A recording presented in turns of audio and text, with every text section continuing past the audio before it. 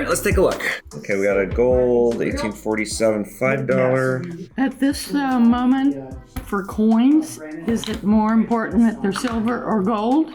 Gold helps because it's more expensive. Well, yeah, but sometimes the value of the coins don't outweigh the value of the gold. That's what I meant. Sometimes. Yeah, it's good to have gold right now. It's at an all-time high, and it's up today like $80 an ounce. These are all silver dollars. Got some currency notes here. Did your father collect or something? Grandparents. Grandparents, okay. Yeah. Large size $1 notes. Black Eagles. Nothing too uncommon. Okay, what else? The rest is probably just whatever the face value is. Have you done this before? I've done this for 6 years.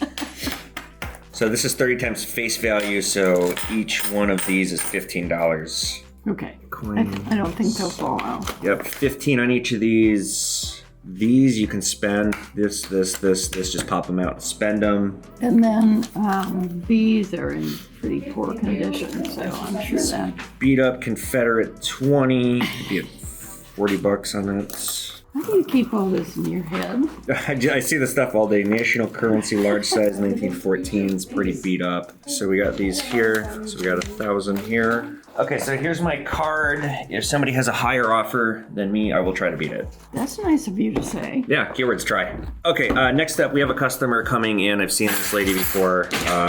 I'm just offering an opinion on coins, if she paid a fair deal or not, or if she got a good deal or not. So first up, we have a quote-unquote BU gem, is what they're saying here. It is not a BU gem. I would guess it's extra fine 45. There's quite a bit of wear. The reverse is stronger than the obverse, but there is some wear on the hairline right here. I want to know what I can sell it for to you. Yeah. To me, you're not gonna like my offer. I'm being really bullish right now on coins. Okay. Right here, this hairline here is not clear. That you would need that as a qualifier for it to be BU. So, a reminder, just because a dealer writes BU does not mean that is the case. Now, these coins are notoriously hard to grade. In my opinion, it's extra fine 45. This was worth probably about $80. 1897, proof like MS plus. Okay, it's like here's the highest impact point, probably MS 61. So not a BU gem. Definitely not proof-like either. I see where they think it's proof-like, but it definitely does not meet the qualifications, because I should be able to see my finger from right here, even with the plastic on. I can't. $80 on this coin. This is a key date, 1921. This is probably worth about 100. So anyways, this one was 80, right? Yeah, if there's like a really good condition. I'll sell this guy. Okay. If you I'll give you want. 70. I can't do full worth on a coin because I gotta make money. Okay. And you said 1921. Can it be a bit more than 100? No, I won't make any money. Okay. Oh, we are busy. I got a phone call off that lady. Somebody just bought $150,000 worth of gold. We made $1,400 off of a $150,000 transaction. So again, it goes to show that gold store does not equal gold mine. My margins are bullshit even with the prices rising. Okay, so the old lady, I lowballed her because she has stuff that was not terribly easy to sell, and I knew she was just shopping. And like, if you're straight up just not gonna do a deal with me, then I'm gonna just give you a low offer until you beat the next one and make you go do the work to get more. I do hope she comes back. I will substantially increase my offer. She had an uncirculated $1 gold coin that's worth some money, but I just threw out a price because she's gonna shop it, and I bet I gave her the best customer service, and she'll probably come back here. And if not, that's the way it goes. Her currency, I offered her 400. Her currency is worth like 800, but currency is so hard to sell right now. I think that offer was fair. I offered her a blanket $40 on each of her Morgan and Peace dollars without looking at the dates. It's above melt. The only thing of like real note that she had there was that gold, that $1 gold. I would have sent that in. I didn't get a chance to look at it closely. That thing on its own could be worth $1,000, but see if somebody else offers her more and she comes back, or maybe she takes another offer. I don't know. I got this in China from a famous comedian. This is called a Hulu. It's from the story Journey to the West. Let's talk about this thing. It's pretty interesting. Hulu in Mandarin literally means gourd, but this is a lot more than a plant. For centuries, people hollowed these out to store wine, medicine, even gunpowder. The curved shape looks like the number 8, which is good luck in Chinese, and I don't know for sure, but this trophy I won at the Douyin Creators Conference, I think that also has to do with 8 being good luck, I think. And I got a correction. This is the symbol of 100, 2 big circles. Hulu is an 8, big circle, little circle. So, learning something new every day here. But the number 8 symbolizes wealth and fortune. So people hang these in their homes for good luck and protection. These were popular in the Ming and Qing dynasties, and skilled craftsmen would carve these and sell them. They were prized treasures. They would design them very intricately into things like dragons. They'd carve poetry into them. Even landscapes would be burned into the surface or carved into the surface. Today, collectors will pay thousands of dollars for these, especially if they're signed by famous artists or if they're vintage antiques. And some emperors have even given hulus as imperial gifts. And because these are hollow and they're very durable and well made, warriors would also use these as canteens. Taoists wore them as charms, where it was said they could trap evil spirits, and in the Chinese fable Journey to the West, somebody is tricked into saying their name. If you say your own name into a hulu, whoosh, you get sucked in, you're trapped inside. So imagine back in the day carrying one of these around, not for water, but for ghosts. So next time you are at a store that sells Chinese antiques or you see one of these things, you're not looking at some funny shape, you're not looking at a gourd, you're looking at a piece of Chinese culture and history that contains 2,000 years of everything from practicality to superstition. A couple interesting facts about Hulu. You've heard of the ambered room, the fabled room made completely of amber that was stolen by the Nazis and has not been seen since. On the imperial grounds of the Forbidden City, there were basically Hulu rooms, rooms full of the most beautifully carved Hulu. In Chinese opera, which I have seen myself, sometimes the performers will carry Hulu as a symbol of immortality, or it's a symbol of healing powers as well. The gourd is linked with Shou Xing. This is the god of longevity, and they carry a hulu filled with the elixir of life. And people in China, they hang them on doors, they hang them on their dashboard. In fact, I see these in taxi cabs a lot. They also hang them in hospital beds, and this is to attract wealth, good fortune, and health. As for the price of these, antique ones can fetch tens of thousands of dollars at auction, even more. Even if they're modern pieces, if they're carved by a really famous artist, they can be very expensive and collectible. So I have finally made amends with this basement that I spent too much money. It was a colossal mistake, and I'm never gonna get my money out on some of this stuff. So I'm gonna just either donate it to the Goodwill while I'm here. That stuff is going to the Goodwill and that, or I'm just gonna throw it away, because most of it's stuff I got from the con artist, and I mean, stuff like this, nobody wants this. Garbage. All these vintage magazines, garbage. All this porcelain. Okay, these.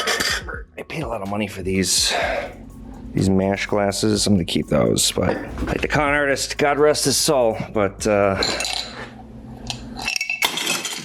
think it is in my best interest, while I have some time here, clean out this basement. I know it's dangerous, it's fun.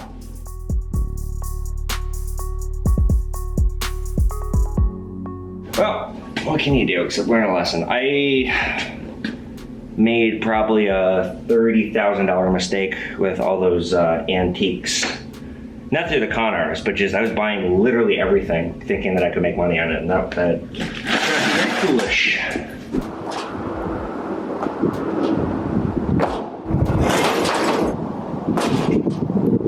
I don't know how much any of this stuff is worth. I did have somebody look at these a long time ago, but then they didn't have sufficient expertise. This is not anything expensive here. You got $6 on this pile. Really? That's it, yeah. Okay.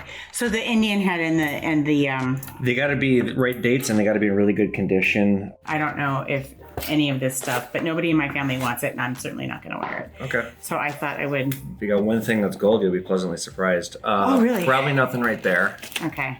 Let me look at it anyway. It's real jade. All this is real jade, but again, I'm not from money, so. This is how you test. It doesn't damage it. You just rub the gold, and you put some acid on it.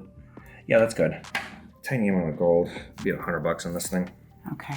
I might just think about it rather than sell outright. Why don't I write down prices on everything then? Perfect. You can also get another opinion. Perfect. Okay, so you have at least one piece of 14 karat. Okay. Keep going through it. This other stuff you can just keep. It's costume. Is it? This is costume too? Yeah. And it could be that your grandma got scammed, because I have seen that before. No, it's more likely that my grandpa was cheap. What do you know about this? You mean the break or The diamond. I don't think it's real. Okay. All of this should be real gold. That stone is glass, I'm pretty sure. That's real gold, though. I can tell by how it rubs. Yeah. This one, I'm not so sure. Yeah, that one is. Okay, cool. White gold then? Yeah. Okay. Is that diamond fake? Yeah. Okay. Yeah. You can just look at it and tell, huh? That's incredible. I've done this for a couple of years. Okay. 1,300 Okay. for right there. Okay. If you could write that down, I'm going to think on it. So that lady walked, and that's fine. I was happy to have a good conversation with her. She's going to do her due diligence and shop. But somebody else called just now, and this other person, they had a bunch of really rare graded gold coins, and they wanted me to go through like this whole list, and I basically stopped them because the collector market right now is terrible for rare coins. He had a coin. If I paid him, it's a $20 gold. It melts at 3,700. If I paid him 6,000, I'm massively underpaying him, which is almost double the gold value. And I wouldn't want it at 6,000 because it's going to sit. It's not going to sell fast. I would say, you guys, and I'm going to tell you guys the same advice that I gave that individual that just called. Unless you are really hurting for money, this is not the time to sell gold. It is not the time to sell precious metals. It's going to keep climbing. Today it broke 48, silver did. And that is the all-time high. The only time it's been that high was when the Hunt brothers were artificially manipulating it. It blew past it today. I think it's just going to keep going. But the problem is there's so many people that are hurting. We have such an influx of people selling stuff that you're not going to find, for a collector coin that is made from gold, you're not going to find somebody that wants to pay anything close to what they're gray sheeting at. So just keep the stuff right now. Or take the time and do the research and sell it yourself for a proper price. Find a collector who's willing to pay what it's worth. But I will tell you guys that my store does not want expensive collector coins. I straight up am turning them away because it's just not worth it to us. We're gonna have a hard time getting what stuff is worth when we buy it. And the offer that I make you might find insulting, but the fact is, as a business owner, I need to make an offer that makes sense to me so I can make a profit. And what I'm offering versus against gray sheet right now, if it's expensive, I straight up I don't even want to buy it. It's just going to suck up money and sit. So something to keep in mind. What's going on, you guys? We're Between the Pawn. I'm Evan, and I am back from China. I am very happy to be back. I'll be here for just a couple of weeks before returning to China. So we'll go over the markets, everything that's happened since I've been gone. I'll tell you a little bit about my trip to China, my most recent one. Please post your questions in the comment section so I can answer them on the next Between the Pawn. I'm gonna hopefully film 2 or 3 more of these before I go back. So do subscribe to this channel. We do post the videos of my travels through China, but I will always do Pawn Man. I'm gonna space it out a little bit more. I generally come back here for 3 to 6 weeks at a time, and I spend the rest of my time 2 to 3 months in China. Yeah, so I just got back. I was there for about 2 months. A lot happened. I got invited to the premiere of the film Dead to Rights. If you guys haven't seen it, it's about the Nanjing Massacre. It's a very powerful and good movie. It did crazy money at the Chinese box office, and it did well internationally too. If you're not familiar with the Nanjing Massacre, it tells the story of a family situated in the midst of it. And then I actually went to Shanghai. The film set for the movie is going to be kept up for a few years, and it's basically a recreation of what the ground looked like. So if you're curious about that, if you're ever in Shanghai, it's a great learning tool. It's very powerful to walk through. I also was published by one of China's biggest publishers. My book, Dare to Do Through the Storm, is available now. It's only in Mandarin. It will be available in English. I don't know when. But if you're in China, you can get it in Mandarin. You can order it overseas too. Like I said, it's not in English yet, but it is my story of becoming Pawn Man. It starts out with me working in restaurants in 2019. I go work for the old man. He mistreats me. I open this place, start using social media, and then I get a book of photos, and the rest is history. And that's the first third. The other 2/3 are my first trip across China, my observations, all the crazy stuff that happened. So check out this book. I was on book tour in China. I was invited to the South China Book Fair. I did a bunch of speaking gigs talking about it. So check it out. And if you're at my store, we do have 10 copies here. They're signed. They are available. I made a movie premiere as an actor. I was in the movie 731. We filmed on Christmas Day. It's out in theaters now in China. It's doing very well. I have a small scene. I'm an American prisoner of war being tortured. We filmed for about 12 hours. I was in this film. I made a donation to the 731 Memorial Hall. I donated about 20 items from the Pacific Theater, and it's part of my continued promise to safeguard history, to show the Chinese people American friends like me exist, and we want good relations. I was a part of this film. It was really cool to attend the premiere. I'm hoping to do more with film. I want to write, direct, produce, and maybe even act in my own films. I'm actually working on some films right now, some screenplays. There was a huge parade for the end of World War II, the defeat of fascism, and I was in attendance at the parade. It was crazy to see. I've never seen anything like it. I got to work with influencer Kabi Lame. He's the biggest TikToker on earth. We did a couple of videos when he traveled to China, and interesting to work with him because he's the biggest influencer I've worked with, but I'm hoping to work with all the other big names that come to China. I did a bunch of speaking gigs. I spoke at a prestigious school to about 2,000 school kids. I did some other speeches. I learned how to drift on my birthday. I went to a racetrack and I actually broke the course record. I learned how to do it in about 10 minutes, and the guy was like, "You definitely know how to do this. You're just messing with us." No, I drive a manual, but I've never done this before. Either the video's out now on the channel or it'll be out soon, but I have a full video I'm going to be releasing of me drifting that day.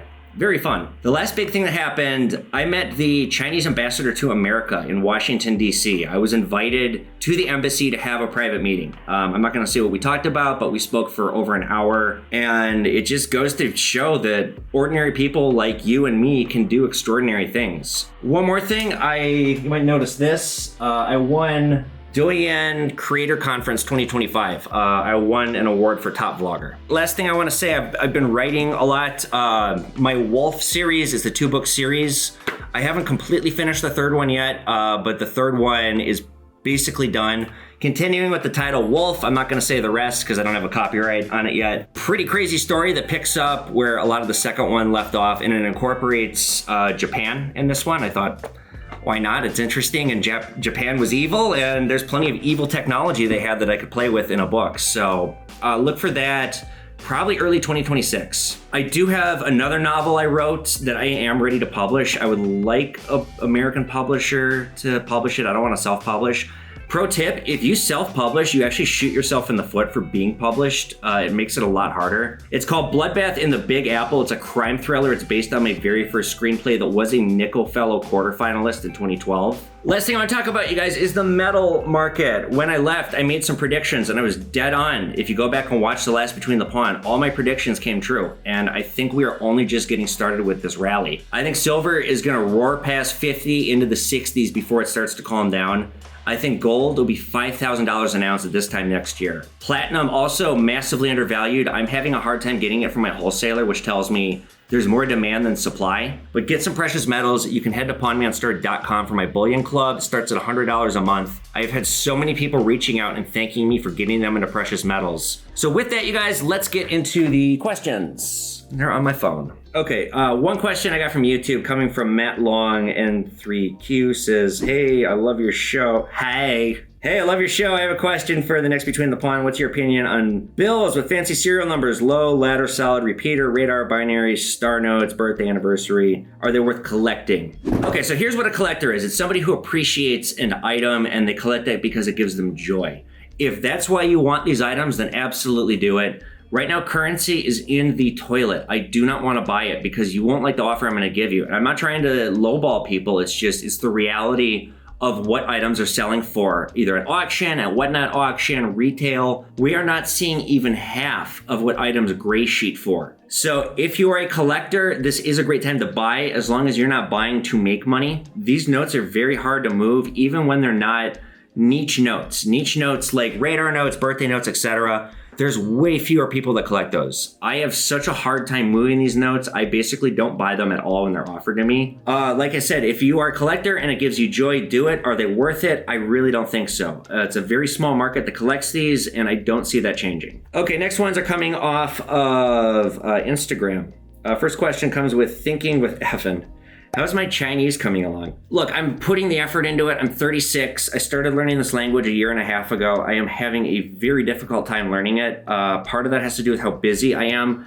I need structure with my learning, and my time in China often does not have structure. So I need to figure out a structure that works for me and I need to be able to invest more time in it. So I'm making improvements and definitely better than I was a year ago. Yeah, something I need to focus on better. Okay, Dave90s asks, when am I coming back to China again? I will be back in 3 or 4 weeks, so probably before Halloween. It's kind of up in the air. I'll be staying most likely until about Christmas. I'd like to have the holidays with my family, and then probably going back for Chinese New Year. So I'll probably be back in America for about 5 or 6 weeks, but I don't have anything set in stone yet. Zachary O_O. Why does a signature on a slab coin make it trash and pedigrees adds value to it? Well, a signature on a coin doesn't always make it trash. If it's a real celebrity, then it's the celebrity's autograph combined with the coin, and that's very unique because how many coins did that celebrity sell? But if the director of the mint signed a coin, it's boomer. And it's boomer partly because of a value that I have, that politicians and elected officials are not celebrities. They represent the people. They are not to be put on a pyramid of celebrity, and they don't have a premium on their signatures. And when you have a coin, like let's say you have a first day issue that was signed by the Treasury Secretary. They sign lots of stuff. It's their job. They sign bills they sign documents all the time. They signed a coin, that's great, but it's a gimmick item to me. So I advise not getting those coins. I don't think they're worth it. That's just my opinion. Okay, next question from Michael Eli Cleveland. What's a good price to get for 14 karat gold? I would say if you're getting, my shop generally does 75 to 80% a melt. That's more than fair. A lot of pawn shops will pay you 30, 40% a melt. If you're getting right now with $38.50 an ounce on gold, if you're getting 50 to 55 a gram on 14 karat, I'd say that's plenty fair. But do your research, know what stuff is worth. Don't just take the first offer, always negotiate. Make sure you have a set price in mind before you sell and you're getting close to that price. If not, shop it around. Okay, next question coming from Blake V. Rem says, what type of alternative investments interest you most aside from metals? Cars. As I mentioned, maybe it's not in this video, I did a little segment on collector cars. The collector car market has gone insane. And I would love to collect cars. I don't have the money to do something like that because your investment you're looking at a $30,000 to $150,000 investment at least. Plus you have to garage it, you have to store it, you have to insure it, you have to maintain it. It's not something I personally can do, but I would recommend if you have the money, get a collector car or two, make sure you drive it, maintain it, do your research. Original parts, low miles, no modifications. You want an original cherry car. I'd recommend getting a manual from the 90s. They are starting to massively appreciate. You can track various cars. Honda NSX right now is one of the top cars I would recommend getting. They have skyrocketed in value. Next question coming from Anthony Explorers 216. What's the scarcest item of precious metal you bought? There is a coin when I worked for the old man. It was gold. It was from Germany. I want to say it was from the 1700s. It's the smallest coin ever produced. It was like the size of a pinhead, but that was then a $300 coin. That might be a $1,000 coin now. Stephen King 001 says, wait, are you shutting down your shop? I will admit, we had a really hard time when I started traveling to China. We have figured out, we have reorganized strategy. We are more in the flipping side rather than getting a huge premium. We are working with other dealers. I have no interest in shutting this business down. I like it too much. And you guys, please keep in mind, my employees are well trained. They can do everything I can do. Don't wait for me to come back to do a deal. The store is not shut down. We are 11 to 6 Monday to Friday, 12 to 3 on Saturday, closed on Sunday. We are the highest rated store in town. I've worked hard to build this. My employees have worked hard to maintain it. The store is not going anywhere anytime soon. And the last question coming in from Zarasua, like that. Zarasua 1309 says, Pawnman travel tips advice. Learn the culture before you go anywhere. Learn the customs, learn how to conduct yourself. Even if you are a famous influencer, do not travel to another country and think that the country belongs to you because you're famous on another continent. And little things matter too. Example, in China, when you visit a historic site like a temple, you'll find these big metal bars on the floor that separate rooms. Do not step on those. It is very insulting to the culture to do so, but learn little things like that. It also goes a long way with the people. Another example, when you're served tea, you knock twice to say thank you. Do not consume mass media about any country before you go there. You can check out travel vlogs on YouTube. That's a more honest way of learning about the country. The media is gonna sell you an agenda. Again, I'm not just talking about China, but with any country, there's going to be a slant to it. And so when you're looking through that lens of the media at a culture or a country, you may not be getting all the facts. You may be getting agenda-driven facts that are not accurate. Learn little tips, tricks, laws, rules to follow, regulations, etc. before you travel anywhere. and you will have a good experience. And if you don't do that, if you French fry when you pizza, you're gonna have a bad time. All right, you guys, with that, that'll do it for this Between the Pond. Please post your questions in the comment section below. I'm looking for ideas on a Halloween episode, so if you got ideas for that, I'm gonna film one before I go. We are covering Labubu in an upcoming episode. This is a real one that I bought from China. It's a fascinating story if you don't know about this. Hit that subscribe button, follow me across the board on social media. Do get my books. Again, there will be a third Wolf in the Jungle coming out probably in the next 5 or 6 months. So Wolf in the Jungle, Wolf at the Gate, and then a new Wolf book coming. I have 6 more planned. All right, guys, with that, I'll see you later. Thank you.